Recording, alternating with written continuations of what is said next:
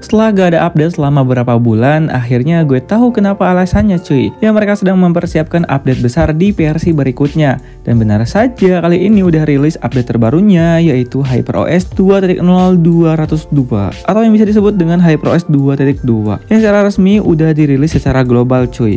Untuk ukurannya 1,5 GB dengan beberapa patch note yang bisa kita baca. Kenapa kita perlu membaca? Karena dari sinilah kita tahu perubahan apa yang terjadi pada update tersebut cuy. Di sini lumayan panjang ya patch note-nya, tapi tenang aja aku bakal ngerangkum apa aja yang baru dari update kali ini dan perubahan apa aja yang terjadi. Jadi siapkan kopinya karena ini bakal menjadi pembahasan yang bakalan seru guys. BTW HP ku ini Redmi Note 13 Pro 5G dan untuk penyimpanannya pada update terbaru ini lumayan gede ya. Sistemnya memakan sekitar 12,2 GB dan berkas sistemnya di 7,8 GB. Wow, lumayan juga ya.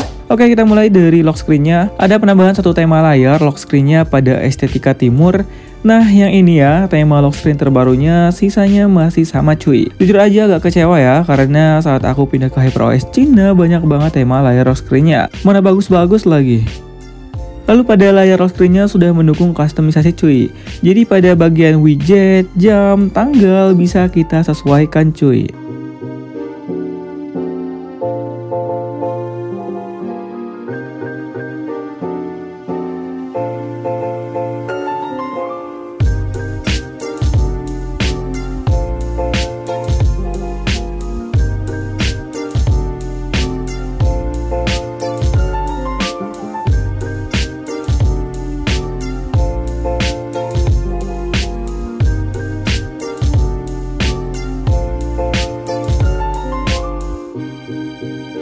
Selanjutnya sudah mendukung efek wallpaper yang sayangnya animasi dari efek lensanya masih belum aktif cuy. Jadi kita harus mengaktifkannya melalui settingan di aplikasi Brave.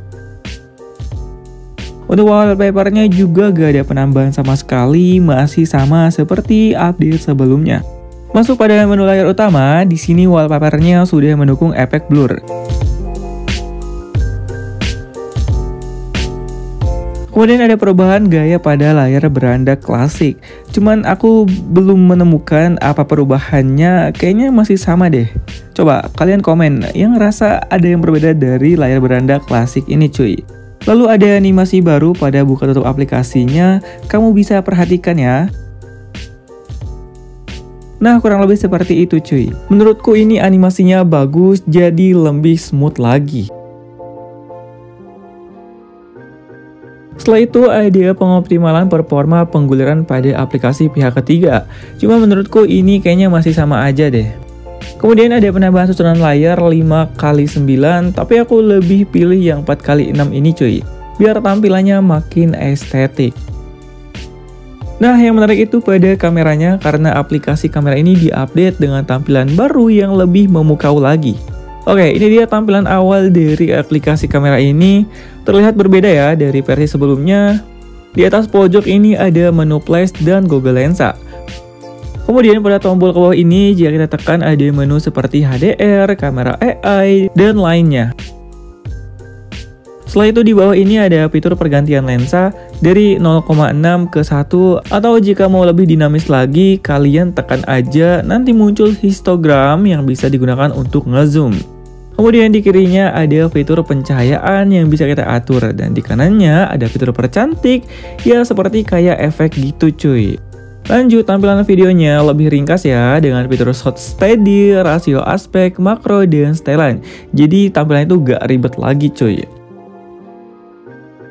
Selanjutnya ada mode HD, potret, malam hari. Nah untuk mengakses fitur lainnya kamu scroll saja ke atas pada strip ini cuy. Nanti muncul mode pro, dokumentasi, gerak lambat, dan yang lainnya. Jadi tampilannya itu dibuat seminimalis mungkin dengan gaya yang ya kayak retro-retro gitulah. Untuk pembahasan lebih lanjutnya mengenai kamera ini next konten ya, karena aku takut memakan durasi yang lebih panjang lagi. Dan ini dia hasil dari tangkapan kameranya dan videonya cuy.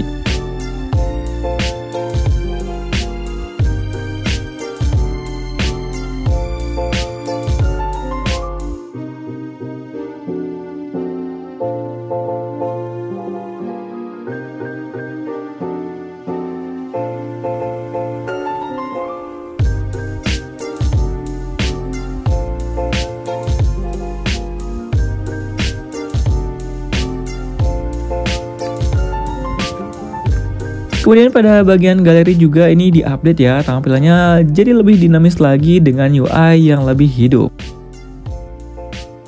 Untuk animasi scrollnya juga bagus ya, animasinya sudah kembali lagi dan lebih smooth lagi. Pada status barnya di sini masih sama ya, dengan aksen biru. Lalu pada menu ubah ini ada menu baru cuy, yaitu tampilan label icon di pusat kontrol. Menu ini berfungsi menghilangkan dan memunculkan teks pada toggle di status bar kalian cuy. Saran aku matikan saja biar tampilannya lebih minimalis. Masuk pada menu pengaturan, pada menu layar kunci ada fitur kustomisasi pintasan, di mana kita bisa mengganti menu pintasan layar kuncinya seperti center, video, ataupun kalian bisa menggantinya dengan toggle yang lain guys. Masuk ke notifikasi dan bilas status, ada penambahan fitur kustomisasi tampilan toggle, di mana fiturnya lebih banyak lagi, seperti kecepatan koneksi, bluetooth, lokasi, dan masih banyak lagi cuy. Kita bisa atur untuk menghidupkan atau mematikan dari toggle tersebut guys. Lalu pada mode gelapnya ini sudah keren banget, layarnya benar-benar hitam dan sudah mendukung hampir semua aplikasi pihak ketiga, kecuali Facebook doang yang masih putih tampilannya. Untuk efek sidik jarinya masih abu-abu ya, padahal di Cina efek sidik jarinya udah kayak MIUI dulu, jadi udah ada berwarnanya gitu guys. Sayang banget ya, emang versi global ini banyak sekali yang dipangkas daripada versi Cinanya cuy. Dan ya itu dia hal menarik dari update terbaru ini dengan beberapa efek dan animasi baru. Selanjutnya kita coba tes main game Mobile Legends, dan settingan grafiknya itu ultra dan frame rate-nya masih di super atau di 90Hz. Padahal di hyper Cina itu udah support ultra loh, tapi ya ente dah, versi global emang jelek banget. Untuk gameplaynya aman sih, di sini aku pakai game selama 22 menit dan suhunya normal ya di 40 derajat Celcius dan gak ngeprem sama sekali, jadi aman banget.